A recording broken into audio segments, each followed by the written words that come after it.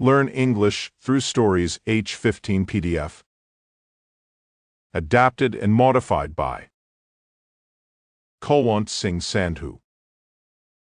Contents: Adventures of Feluda, 1. Kailash Chowdhary's Jewel, Part 1. 2. Grammar page, by 1. Kailash Chowdhary's Jewel, by Satyajit Ray. Part 1. See how you like my card. Feluda fished out a visiting card from his wallet and held it before me. It said, PRADOSHCMITTER, Private Investigator. Feluda was clearly trying to publicize what he did for a living. And why not? After his success over the missing diamond ring that had once belonged to Emperor Aurangzeb, he was fully entitled to tell everyone how clever he had been. But of course, he didn't really have to worry about publicity. A lot of people had come to know about the case anyway. In fact, Feluda had received a couple of offers already, but he didn't accept them as they were not challenging enough. He put the card back in his wallet and stretched his legs on the low table in front of him. It looks like I shall get the chance to exercise my brain during this Christmas break, he said casually. Why? Have you found a new mystery? I asked. Feluda's words had made me quite excited, but I didn't show it. He took out a small box from a side pocket and helped himself to some superi, betel nut from it. You appear greatly excited, he observed. Betel nut tree. What? How did he guess? Feluda explained even before I could ask. Are you wondering how I knew? It isn't always possible to hide your feelings, you know. Even if you try, little things often give one away. When I made that remark about working during this Christmas break, you were about to yawn. My words made you close your mouth abruptly. If you were truly indifferent to what I said, you'd have finished your yawn in the usual way, without breaking it off. Once again, I was startled by his powers of observation. Without being able to observe and take in even the minutest detail, no one can claim to be a detective, Feluda had often said to me. Sherlock Holmes has shown us the way, all we need to do is follow him. You didn't tell me why you will need to exercise your brain, I reminded him. Have you heard of Kailash Chowdhary of Shimpukar? No. There are so many famous people in our city. I cannot have heard of all of them. I am only 15. Feluda lit a cigarette. His family owned a lot of land in Rajshahi. They were zamindars, but they also had property in Calcutta, so they moved here after partition. Kailash Chowdhary is a lawyer. He used to go on shikar hunting and in fact became quite well known as a shikari hunter. He even wrote 2 books on the subject. Some time ago, an elephant went mad in the Jaldapara Reserve Forest and began creating such havoc that Kailash Babu was called into kill. His name was mentioned in almost every paper. I see. What has all this to do with your brain? Is there a mystery regarding Kailash Chowdhary? Instead of giving me an answer, Feluda took out a letter from the front pocket of his jacket and passed it to me. Read it, he said. I unfolded the letter and read what it said. Dear Mr. Mitter, I decided to write to you after seeing your advertisement in the Amrita Bazar Petrika. I should be much obliged if you could come and meet me at the above address. I am sending this letter by express delivery. It should therefore reach you tomorrow. I shall expect you the day after, that is, on Saturday at 10 a.m. Yours sincerely, Kailash Chowdhary. But it's Saturday today, I exclaimed. And 9 o'clock already. You're improving every day. I am very glad to note that you remember days and dates so well. A sudden doubt raised its head in my mind. This letter speaks only of meeting you. What if he objects to an extra person? Feluda took the letter back from me and folded it carefully before replacing it in his pocket. He should not, as you're a young boy. He might not see you as sufficiently important to object to, but if he does, we'll pack you off to another room. You can wait there while we finish our talk." My heart began beating faster. I'd been wondering what to do in the Christmas holidays. Now it seemed as if I was in for a very interesting time. We got off a tram near H15 Street at 5 minutes to 10. Faluda had stopped on the way to buy a book written by Kailash Chowdhary.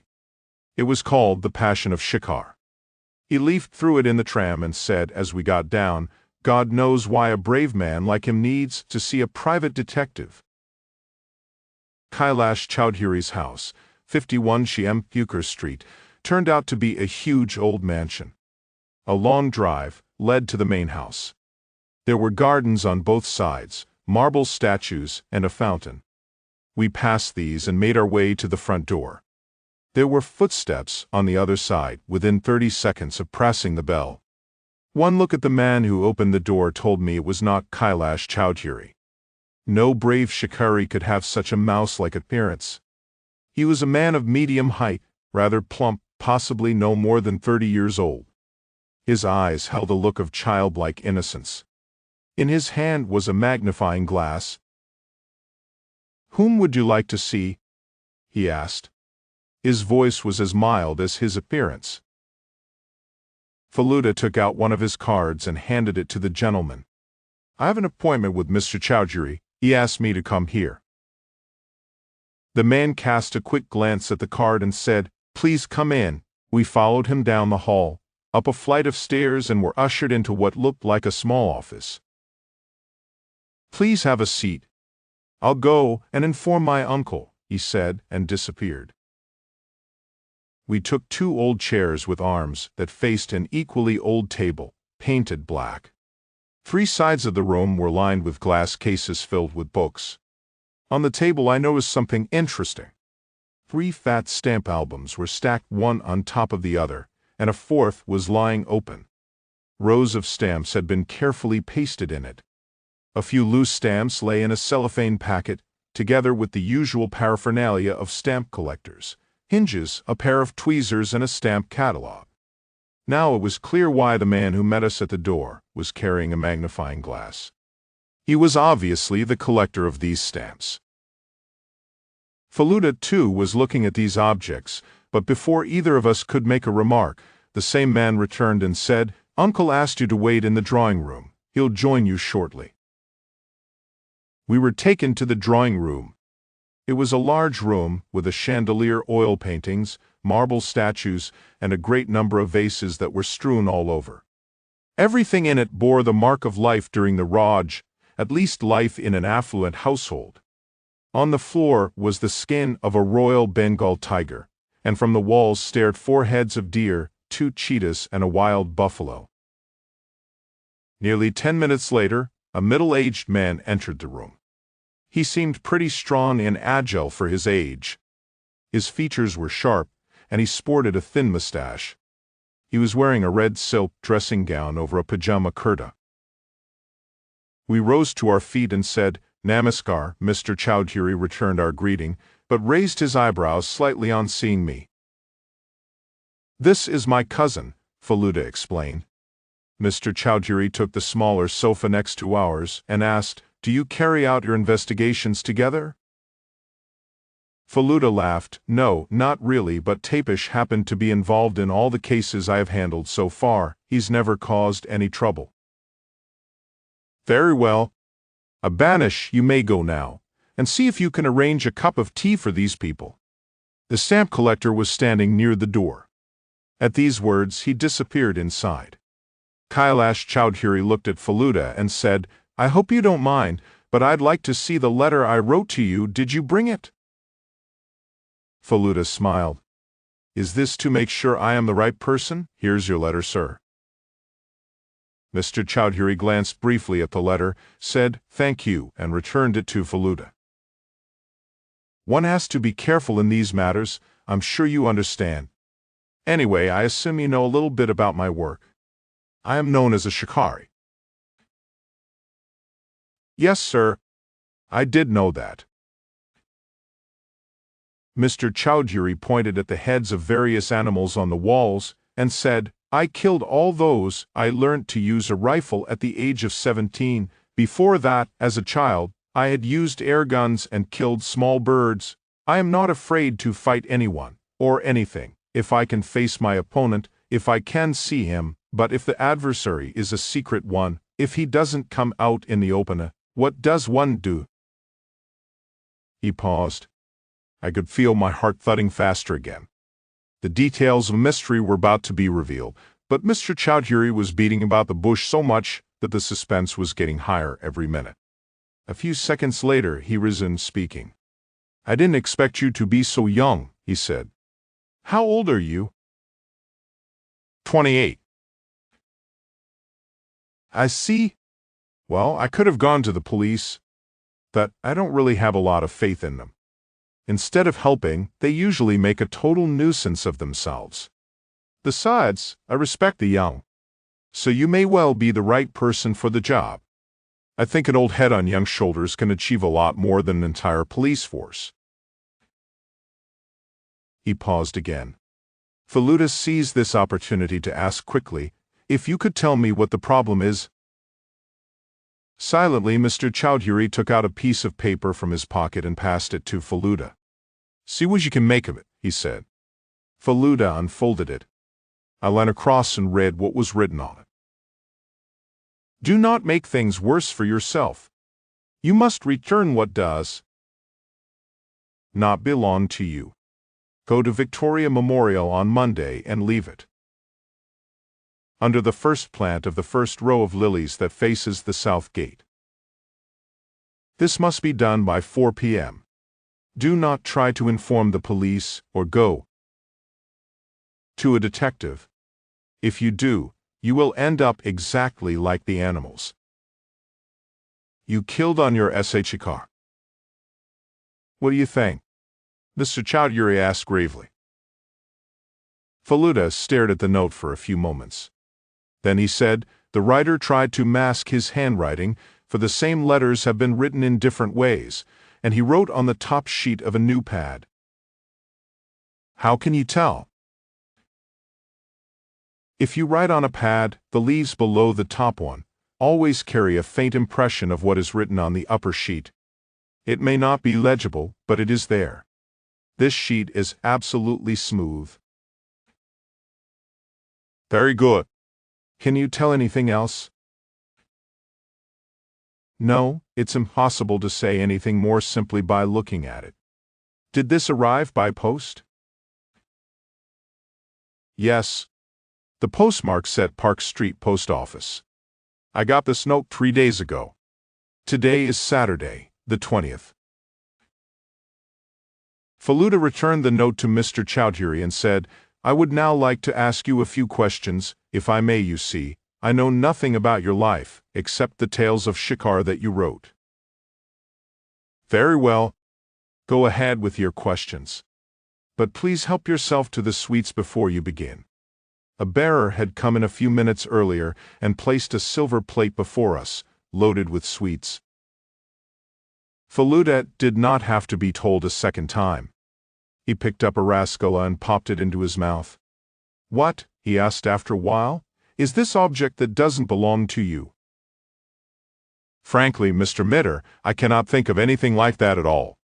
Everything I possess in this world, including things in this house, were either inherited or bought by me. Everything except—" He stopped abruptly. "Except what?" "Well, there is something that's both valuable and tempting." "What is it?" "A stone." "A precious stone?" "Yes." "Did you buy it?" "No." "Did it belong to your forefathers?" "No, I found it in a jungle in Madhya Pradesh. There were 4 of us. We chased a tiger into the jungle and finally killed it. Then we found this ancient and abandoned temple. The stone was fixed on the forehead of the statue of the deity. I don't think anyone even knew of its existence. Were you the first to see it? Everyone else saw the temple, but yes, I was the first to notice the stone. Who else was with you? An American called Wright, a Punjabi called Kishrilal, and my brother Kedar. Is your brother also a shikari? He used to go on shikar with me sometimes, but now I don't know what he does. He went abroad 4 years ago. Abroad? Switzerland. Something to do with making watches. When you found the stone, what happened? Didn't any of the others want to take it? No, because none of us realized its value then. I came to know only when I had it assessed by a jeweler in Calcutta. Who else got to know? Not many people. I haven't got many relations. A couple of friends know about it, I told Kedar, and I think my nephew Abanish is aware of its value.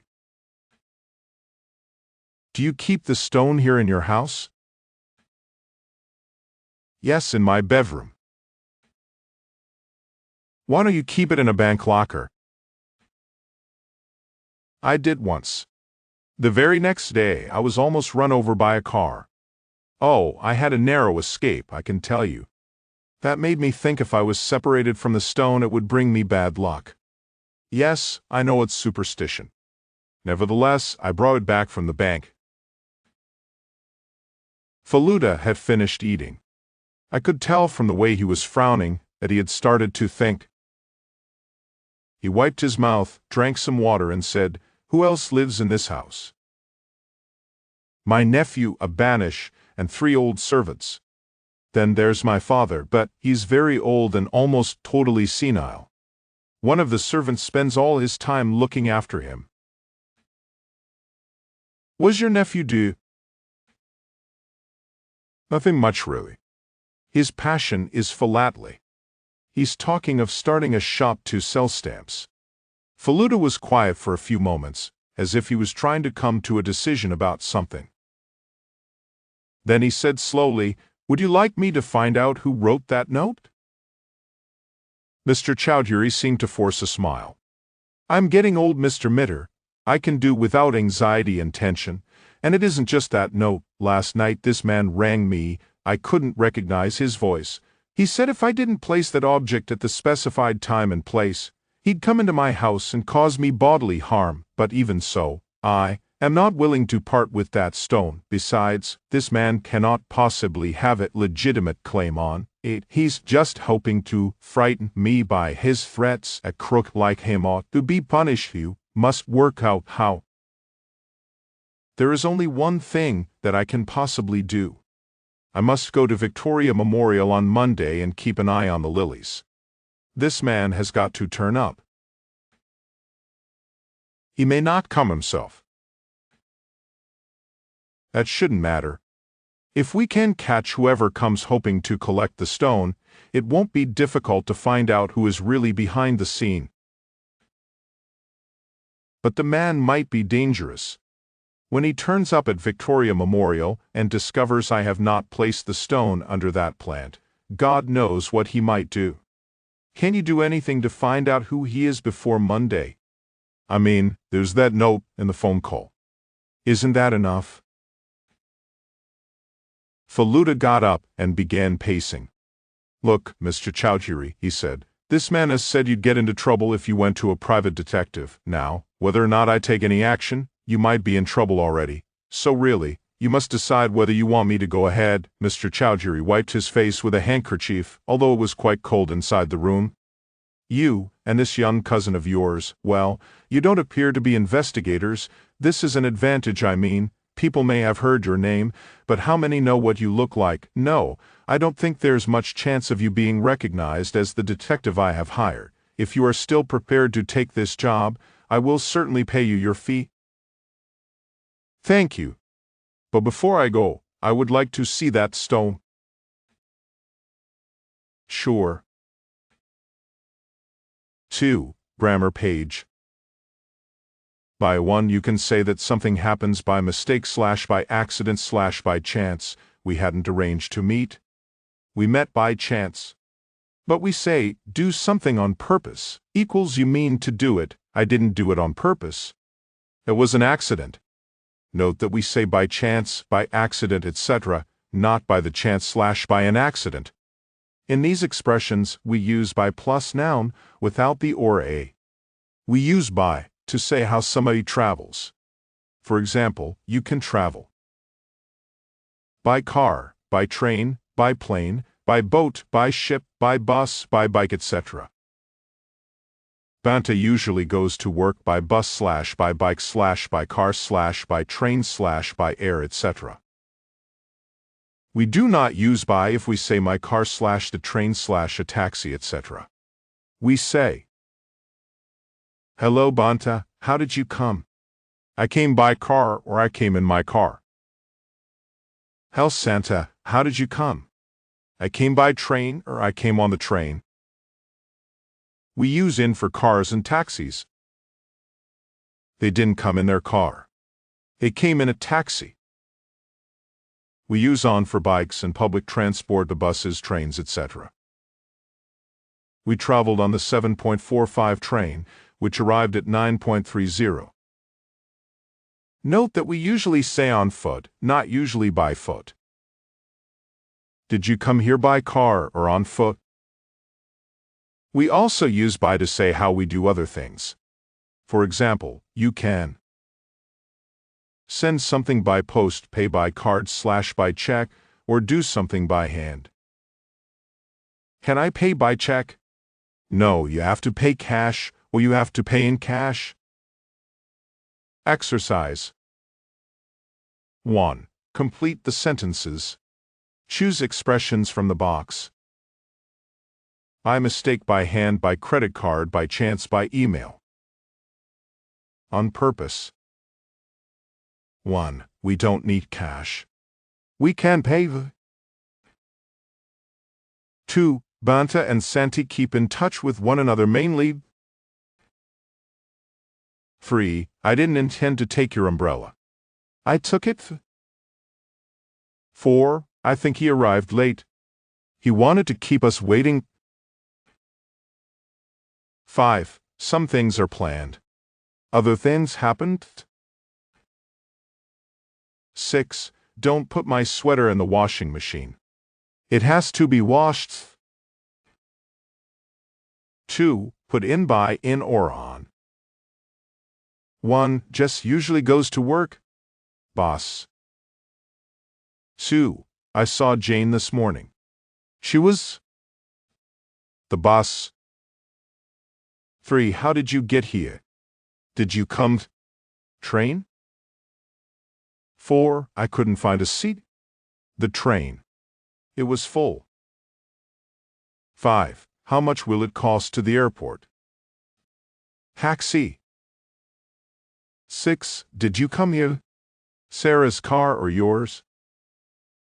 7. The injured man was taken to hospital. Ambulance. 8. How long does it take to cross the Atlantic? Ship. 9. He doesn't drive much. He goes everywhere. Bike or foot. Answers. 1. Complete the sentences. 1. We don't need cash. We can pay by credit card. 2. Banta and Santi keep in touch with one another mainly by email. 3. I didn't intend to take your umbrella. I took it by mistake. 4. I think he arrived late. He wanted to keep us waiting on purpose. 5. Some things are planned. Other things happen by chance. 6. Don't put my sweater in the washing machine. It has to be washed by hand. 2. Put in by in or on. 1. Jess usually goes to work by bus.